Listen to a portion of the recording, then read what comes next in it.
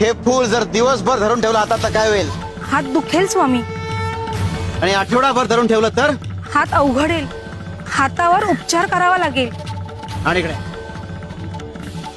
बाळा, बाळा मला सांग, जरे फूल महिनाभर वर्षभर हातात धरून ठेवलं तर काय होईल? स्वामी, हात निकामी होईल.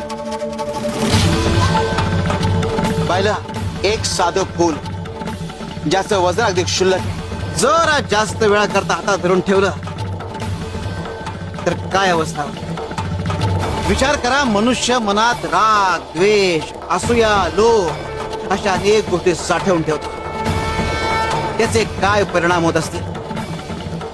या गोष्टी वेळच्या वेळी रिकाम्या केल्या गेल्या पाहिजे, नाहीतर परिस्थिती चिघळते आणि मनस्थिती बिघडते आणि आज ना उद्या या गोष्टींचा तुमच्या आयुष्यावर परिणाम होतो. रणजितला हेच कळत नाही आणि ज्या दिवशी कळेल त्या दिवशी वेळ निघून गेलेली असेल.